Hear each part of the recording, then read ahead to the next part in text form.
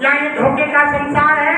प्रत्येक जीव चुकने चुकाने के लिए आया है, अपने कर्म कर्जे को लेन देन के लिए आया है। महात्मा कहते हैं कि मिले मिलाए ले मिले, और जिन पहले मेल और बिना मेल मिलते नहीं है कर्मन के खेल। ये सारा कर्मों का खेल है। घर में कोई बच्चा जन्म लेगा जिसके लेन देन का कर्जा है, घर में कोई बच्ची जन्म लेगी जिसके लेन देन का कर्जा है, घर में कोई बाहर की बच्ची बहू बन के आएगी जिसके लेन देन का कर्जा है, और हमारी बच्ची उसी घर में बहू बन के जाएगी या उसके लेन देन का। ये सारे लेन देन है पूर्व जन्म के प्रेमी। देखो गुरु महाराज क्या कहते थे।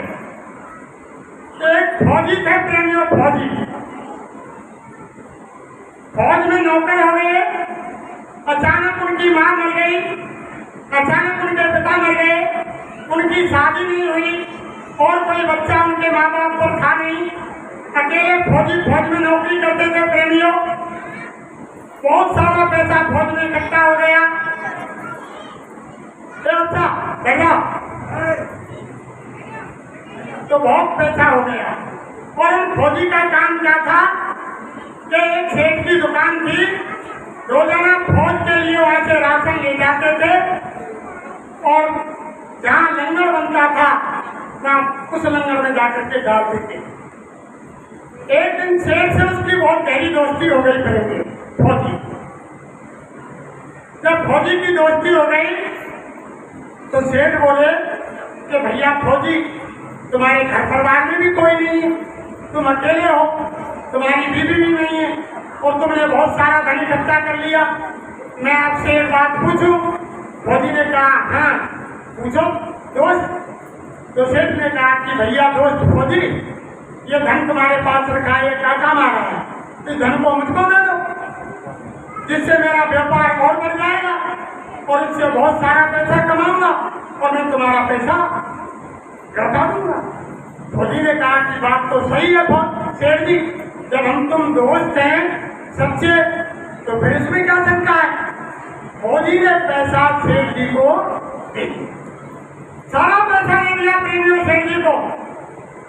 जब पैसा दे दिया, एक दिन अचानक क्या हुआ कि दूसरे देश से लड़ाई छिड़ गई और उस फौजी का नंबर उसी बॉर्डर पर लड़ाई में आ गया और उस फौजी के हिस्से में इतनी बदतमीज घोड़ी आई कि फौजी उस पर जैसे ही सवार हुआ दुश्मन पर वार करने के लिए, तो घोड़ी यानी जो सीमा बनी हुई थी दोनों देशों की, उस सीमा को जबरन पार कर गई और दुश्मन के गोल में चली गई। खूब लगाम को खींचा, जब फट गए लेकिन घोड़ी नहीं रुकी और वो जवान भी मारा गया और घोड़ी भी मारी। दोनों खत्म हो गए प्रेमियों लड़ाई। जब दोनों खत्म हो गए, दूसरे दिन सुबह दूसरा फौजी सेठ से सामान लेने आया तो सेठ जी ने पूछा, अरे भैया आज वो फला फौजी कहाँ चला गया? उसने कहा कि भैया बड़े दुख की बात है कि कल उसका लड़ाई में नंबर आ गया, दो देशों की लड़ाई छिड़ गई, घोड़ी ऐसी बदतमीज उनको मिली कि दुश्मन के गोल में जबरन ले गई और घोड़ी भी मारी गई और फौजी भी खत्म। जब सेठ जी ने यह सुना कि फौजी खत्म हो गया तो सेठ को बड़ी खुशी हुई कि अब पैसे लेने वाला कोई है ही नहीं, फौजी भी मारा गया और पैसा भी रह गया। अब तो बड़े चैन शान से हमारी बिजनेस बढ़ जाएगी। अब देखो प्रेमियों, 9 महीने के बाद ही उस सेठ के घर में बच्चे ने जन्म लिया। पैसा होने के कारण सेठ जी ने खूब पढ़ाया लिखाया, अच्छे स्कूल में विद्या प्राप्त की, जब यानी बच्चा पढ़ लिख करके तैयार हो गया, शादी हो तो सेठ जी ने धूमधाम से शादी की। शादी करने के बाद बहुरिया घर में आ गई और घर में नई दुल्हन आते ही सेठ जी का बच्चा अचानक उसी दिन से बीमार होने लग गया प्रेमियों। धीरे धीरे सेठ ने याद कराया लेकिन ऐसी जीर्ण हालत हो गई कि उसका यानी कोई दवाई ने फायदा करने में असर नहीं किया, शरीर गिरता ही चला गया। आखिर में प्रेमियों सेठ ने इतना इलाज कराया कि जो घर की सारी संपत्ति थी, समाप्त हो गया। मात्र 5 रुपए प्रेमियों बचे। जब सेठ जी एक दूसरे गांव से शहर से जब आ रहे थे, रास्ते में एक साहबान मिल गए। सेठ जी नामी गिरामी थे, सब लोग जानते थे। तो उन भाई ने सेठ जी से पूछा, अरे कि भैया बच्चा को क्या हो गया? अरे कि भैया क्या बताऊं, बहुत समय से इलाज करा रहा हूँ लेकिन कोई दवा काम नहीं कर रही है। मेरा सारा धन खत्म हो गया, अब धन भी नहीं है जो इनका इलाज करा सकूं। अब वो मान बात बोले, अरे सेठ जी एक पारी पर महात्मा रहते हैं और 5 रुपए की प्रिया देते हैं। वो ऐसी प्रिया देते हैं, अगर इनकी जिंदगी बाकी होगी तो ये ठीक हो जाएंगे और अगर इनका दुनिया से जाना होगा तो प्रिया खाने के बाद ये संसार से ले जाएंगे। अब सेठ जी उनकी बात सुन करके प्रेमियों उसी पारी पर गए और बच्चे को ले गए। जाकर के महात्मा ने देखा कि सेठ जी महाराज हमारे पास एक प्रिया है, अगर इनकी सांसें बाकी होंगी तो बच जाएंगे और अगर नई सांसें बाकी हुई तो ये खत्म हो जाएगा। ये 5 रुपया हमें दे दो, हमारी 5 रुपए की प्रिया। मात्र फौजी भाई के 5 रुपए लिए थे। 5 रुपए की प्रिया महात्मा ने दी और प्रिया देते ही उसने शरीर को, जब शरीर त्याग दिया प्रेमियों, घर आ गए। उसका यानी जो संस्कार करते हैं वो कर दिया। अब घर में आकर के सांत्रा बिछा करके बैठ गए। सारा शहर नगर रोने लगा, सेठ जी रोने लगे और सेठ जी के जो बहुआई वो रोने लगी, सेठ की घरवाली रोने लगी। सारे यानी शहर के अंदर हाथ तोबा हो गया। सब लोग चिल्लाने लगे। सेठ जी का एक ही बच्चा था, सेठ जी बहुत अच्छे थे, यानी पूरे शहर में सन्नाटा हो रहा था। अचानक एक महात्मा आ गए। जब महात्मा ने शहर में देखा तो कुछ लोगों से पूछा कि भैया इस शहर के अंदर शोरगुल क्यों नहीं है? सारे शहर में सन्नाटा छाया हुआ है।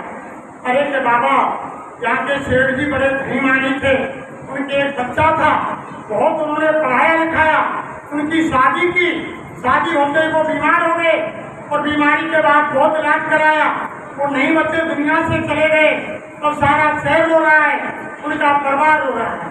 महात्मा जी प्रज्ञादर्शी थे, उन्होंने देखा अरे कि ये तो छुपने के लिए इनके घर में फौजी आया है। महात्मा जी सेठ के पास आए और सेठ के पास आते ही सेठ ने दंडवत प्रणाम किया, महात्मा को आसन दिया और महात्मा जी पूछने लगे, अरे सेठ जी इतने उदास क्यों हो? तो सेठ ने कहा कि महात्मा जी इस उम्र में, जवान उम्र में किसी का बच्चा मर जाए, जवान बच्चा, क्या वो उदास नहीं होगा, रोएगा नहीं तो क्या करे? तो महात्मा बोले, अरे सेठ जी उस दिन तो तुम्हारे पैर धरती पर नहीं लग रहे थे। जिस दिन यानी तुमने ये सुना कि फौजी खत्म हो गया, यानी पैसा भी रह गया और हमारा कारोबार भी बढ़ गया, तो उन्होंने कही कि महाराज जब पैसा बढ़े और कारोबार बढ़े तो कौन खुश ना हो? तो ये तो खुशी की बात थी। तो फिर सेठ जी से महात्मा बोले, अरे सेठ जी उस दिन तो तुम्हारे कोई हंसी का ठिकाना ही नहीं था। जिस दिन तुम्हारे घर में बच्चा पैदा हुआ, तुम्हारे पैर जमीन से नहीं लग रहे थे और तुम यानी जगह जगह घर घर मिठाई बांट रहे थे कि पुत्र का जन्म हुआ है। अरे कि महाराज जब घर में बच्चा पैदा होता है तो ऐसा कौन है जो खुशी नहीं मनाए, मिठाई नहीं बांटे? महाराज ये तो सबका उसूल है। फिर महात्मा बोले, अरे सेठ जी उस दिन तो तुम्हारे यानी खुशी का कोई ठिकाना ही नहीं था। जिस दिन तुम तुम्हारे बच्चे को ब्याह करके घर में नई दुल्हन लाए थे, तो महाराज ये तो सबका असूल है, जब घर में बहू आती है नई तो सबको खुशी होती है। तो आप क्यों रो रहे हो? कि महाराज इसलिए रो रहा हूँ कि मेरा बच्चा जवान मारा गया। जब सेठ जी से महात्मा बोले, अरे सेठ जी वो तुम्हारा कोई बच्चा नहीं था, वो कोई फौजी था जिसका धन तुमने यानी मार मारा था। उसी धन को चुकने के लिए बच्चे के रूप में तुम्हारे घर सारा धन तुम्हारा चुक लिया। जब 5 रुपए बाकी रहे वो भी महात्मा को दिला करके, वो प्रिया खा करके और दुनिया से चला गया। वो तुम्हारा पुत्र में वो फौजी था, वो धन को चुकने के लिए आया था एक दूसरे का। कभी तो कहते हैं कि दान सत्य विधान और ये तीनों झूठे नहीं कह रहे वेद पुराण। दाई विदाई किसी के खत्म नहीं होते प्रेमियों। मन का वही हम वो कर ले, उसी का हमने किसी का मान मार लिया, किसी का खेत काट लिया, किसी के संग में धोखा दे दिया, किसी से बेईमानी कर ली, किसी से रिश्वत ले ली, किसी के साथ कोई यानी कत्ल कर दिया। ये यानी आप कर तो सकते हैं, लेकिन उस मालिक के यहाँ सबका यानी लेखा जोखा है। भगवान क्या कहता है कि मत बुरे कर्म कर बदले, नहीं तो पछताएगा। और भगवान की नजर से तू कभी न बच पाएगा, उसकी नजर से बचने वाला नहीं। भगवान का ऑटोमेटिक कैमरा प्रत्येक भाई के सर पर लगा हुआ है। दो दूत दोनों कंधों पर बैठे हैं, उनकी लिखाई चल रही है। हमारे गुरु महाराज ने कहा कि 5 साल तक तो कोई कर्म नहीं लगता है, 5 साल से जब एक दिन ऊपर हो जाता है दोनों दूत लिखाई शुरू कर देते हैं। कैमरे का बटन ऑन कर दिया जाता है। तुम मेले में, उजाले में, पहाड़ में, जंगल में, घर में, मकान में और रात में, दिन में जो भी तुम अच्छा बुरा कर्म करोगे दोनों दूत लिख रहे हैं। एक अच्छा लिख रहा है, एक बुरा लिख रहा है। और वो सीसीटीवी कैमरा वो चल रहा है, उसमें सारी रील तुम्हारी बनकर तैयार। अरे महात्मा कहते हैं वो जो ये रील बन रही है वो ऐसा कैमरा नहीं है जो खराब हो जाए। गुरु महाराज ने कहा वो लोहे, लक्कड़ और स्टील का कैमरा नहीं है, वो ऐसा कुदरत माता उस भगवान का ऐसा ऑटोमेटिक कैमरा है जो वो कभी खराब नहीं होता है और उसमें तुम्हारी सारी रील बनकर के तैयार। जब सांसों की पूंजी खत्म हो जाएगी प्रेमियों, उस समय तुम्हारी आत्मा धर्मराज के दरबार में खड़ी कर दी जाएगी। और जब धर्मराज तुमसे पूछेगा, अरे घड़ी रामगढ़ के निवासियों, गुर्राज चित्तरपुर के निवासियों और कौन कौन से गांव तुम्हारे नजदीक हैं जहाँ से प्रेमी भाई बहन आए हुए हैं, अरे वहाँ के निवासियों, क्या तुमको कोई संत महात्मा फकीर नहीं मिला या उनका कोई सेवादार, उनका बंदा, उनका संदेश देने वाला कोई नाई, उनका पापी दूत तुमको नहीं मिला? तुमको नहीं बताया कि क्या अच्छा है क्या बुरा है और ये शरीर किस लिए बना है? तुमने नहीं सुनी उनकी बात को। जब तुम ये कहोगे कि हमने नहीं सुना, हमको किसी ने कुछ नहीं बताया, जब गुरु महाराज ने कहा अरे बच्चा मैं वो बाबा जी हूँ, जब तुम झूठ बोलोगे धर्मराज के दरबार में उसी समय मैं वहाँ जाकर प्रकट हो जाऊंगा और कहूंगा अरे बच्चा, अरे बच्ची तुम झूठ बोल रही हो। यानी 28 सितंबर 2022 को बुधवार के दिन यानी नवरात्रि के समय मैंने मेरे बच्चे को भेजा और तुमको यानी ज्ञान का यानी उपदेश, मेरा संदेश मेरा यानी आपको दिया कि मनुष्य शरीर क्यों बना है, क्या अच्छा है क्या बुरा है। तुमने उनकी बात को नहीं माना, तुम झूठ बोल रहे हो। ये ऐसा बाबा जी धर्मराज के दरबार में साफ खड़ा हो गए।